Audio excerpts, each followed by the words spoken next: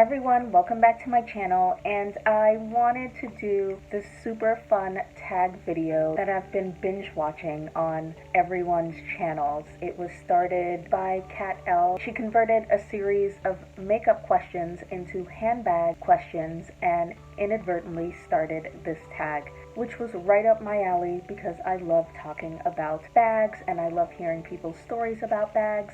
Since I can talk about handbags forever, I'm going to try to go through the questions fairly quickly. The first question is, what is the newest bag in your collection?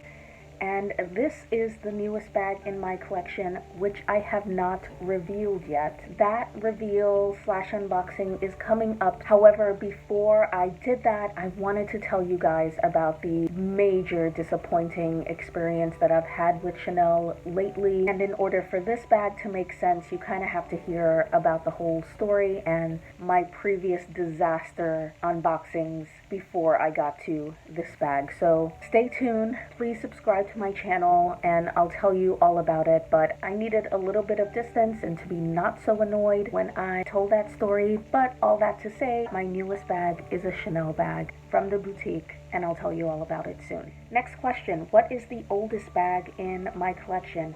It's one of these two. I can't remember which came first, but I bought them around 2003, 2004, either at the Woodbury Commons Prada outlet or the Prada store downtown in Soho. And I'm so glad I have them because Prada nylon is super back in style now. What is the most expensive bag in my collection? You will not be surprised to learn that my Birkin 30 in Togo leather with gold hardware is my most expensive bag. I got it a few months ago from the Hermes boutique. It is extremely luxurious and I love it so much. My least expensive bag is this Longchamp Les Pliages. I'm not sure how much these bags are retail, but maybe they're around $125 to $150, so really affordable. Plus I think I used about $75 in Saks Rewards points, so I probably paid around $50 to $60 for this bag. Definitely the least expensive bag in my collection.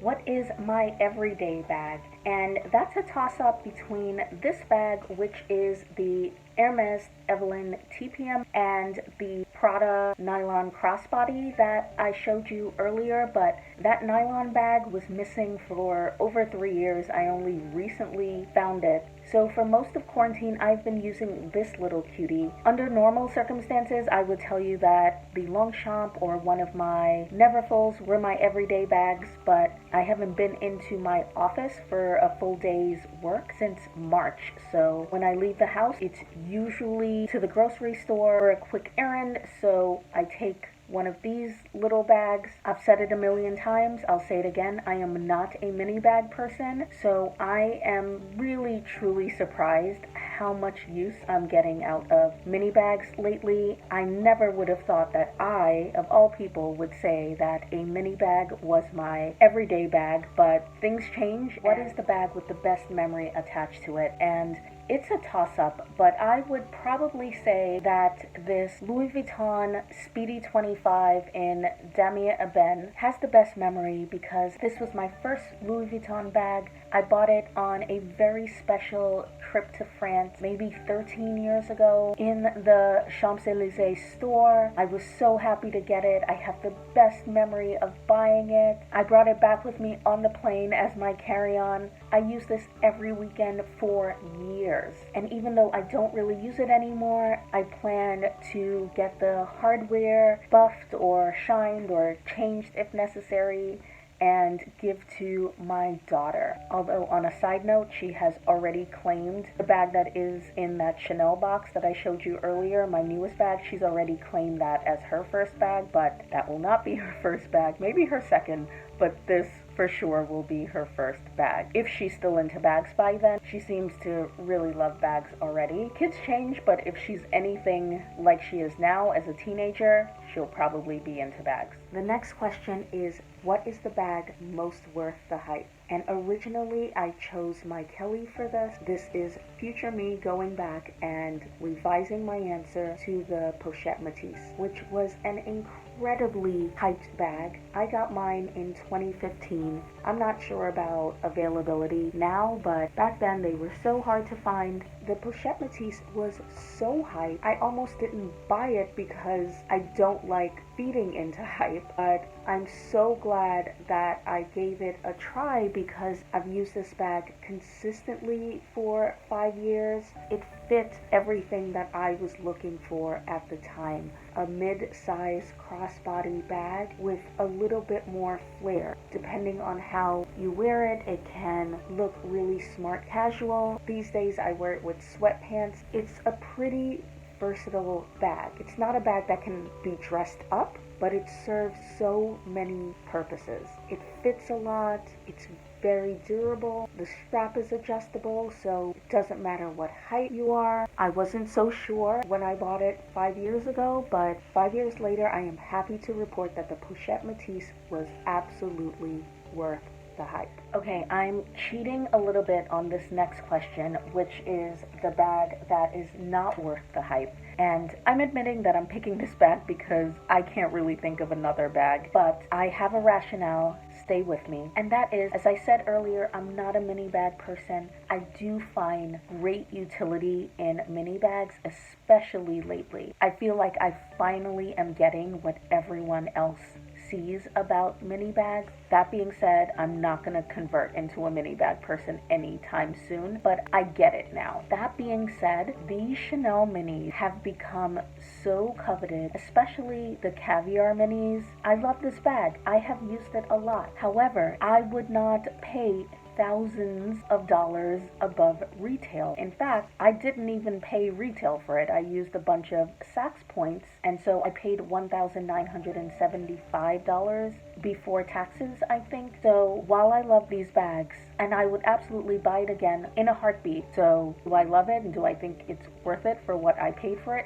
Absolutely. I bought it brand new from the store. Do I think the hype is worth thousands above retail in the secondhand market? Absolutely not. Okay, the next question is my favorite bag from my favorite brand, and that's pretty easy for me to answer. It is the Chanel Classic Flap in the medium size in black lambskin with gold hardware. It is absolutely not the Chanel bag that I use most. I find that I either want a really, really big bag like the Maxi or a mini bag like that rectangular mini. In between sizes are the hardest for me to work with, so it doesn't get a ton of use, but just in terms of my favorite bag. I bought this directly from the Chanel boutique 9 years ago, and I know everyone loves caviar, and most of my Chanel bags are caviar, but lambskin is by far my favorite. The leather is beautiful. This bag is extremely well made, and in that Chanel video that I'm going to make soon, that says a lot because I've been given a lesson in what the quality of Chanel is like these days, so it really makes me appreciate the craftsmanship of this particular bag. Although Chanel has fallen from its graces with me, I still love the aesthetic of the brand. I have to admit it, it's still my favorite brand overall, and this is my favorite bag from Chanel. The next question is, what is my most used bag? For sure, it is the Louis Vuitton Neverfull in the size in Damier Ebene. I bought this over 10 years ago in Europe on a really great trip, and this was my one and only work bag for years. So there's a little bit of red peeking out at the front corners. I've already had to have this trim leather replaced. The straps look like they're going to snap. I'll have to have the straps replaced if that happens. I used to say it wasn't worth the price of replacing the straps. It was more cost effective to buy a new Neverfull, but I paid $550 for this bag, and I think Neverfulls are $1,400 or $1,500 now. It is absolutely worth it now to replace the straps as opposed to replacing the bag. One of the only good things about these ridiculous price increases is that it forces people to rethink their consumption, or discarding things. And because things are so expensive now, I for one am much more likely to look into giving things a new life, which is more sustainable. What is the most underrated bag? I would say for sure it is my Louis Vuitton Damier Ebene Bloomsbury PM. This is a discontinued bag. Probably was discontinued because it was so underrated. I think this was one of the more practical bags that Louis Vuitton has made, both size and functionality. There's a big pocket in the front for your phone or whatever. It's a zipper instead of a flap.